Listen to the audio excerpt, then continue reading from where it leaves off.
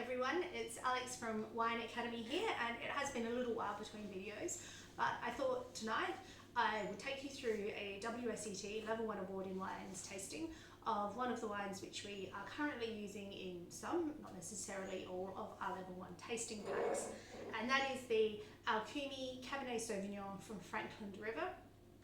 That's in Western Australia, and I'm a huge fan of Western Australian Cabernet, so if it's not something you've explored before, get on it. If you are studying Level 1, you can use that one, you can use any Cabernet to sort of roll along with this, and just grab out your Level 1 systematic approach to tasting. So with Level 1, when it comes to the colour of a wine, it's pretty simple. We're looking to see, is the wine red, white or rosé? Pretty sure you can tell that that is a red wine.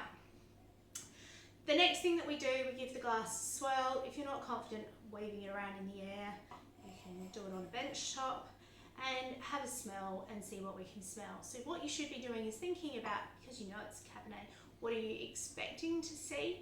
And of course the big thing with Cabernet Sauvignon is blackcurrant, also known as cassis in French.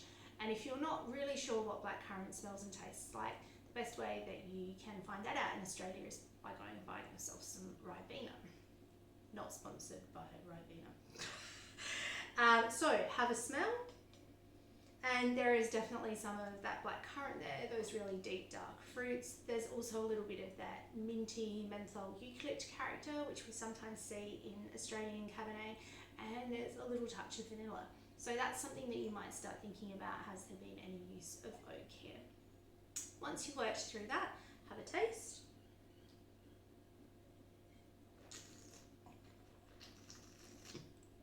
And the first thing we're looking at with the palate is the structural characteristics. So is there any sweetness here?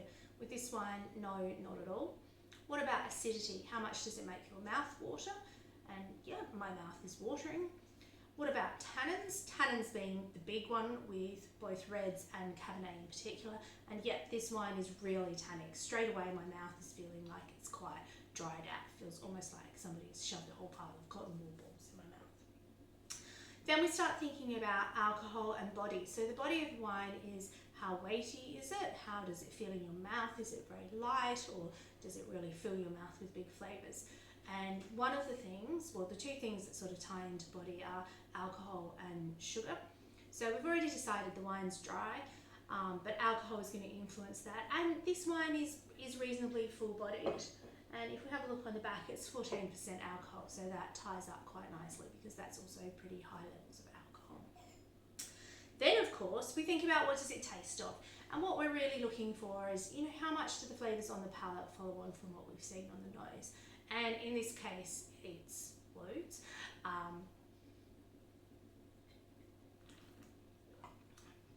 We definitely get those really deep, dense, dark fruits. So blackcurrant definitely, but also a little bit of dark plum. Almost heading into pastille territory. And then not so much of the eucalypt or menthol character, but thanks to the tannins, there's a real black tea kind of note to the finish of this. And not so much of that vanilla coming through on the palate either. So that's basically what you work your way through with Level 1. It's not about writing a 3-page tasting note with every wine. It's about starting to make use of that structure and starting to think about all those different characteristics of the wine. And of course, the most important thing is that you think about what you're going to eat with said wine. This is really tannic, so make sure that you have some good meat or protein-rich food, some nice hard cheese to enjoy with the wine once you've finished your tasting note. And cheers!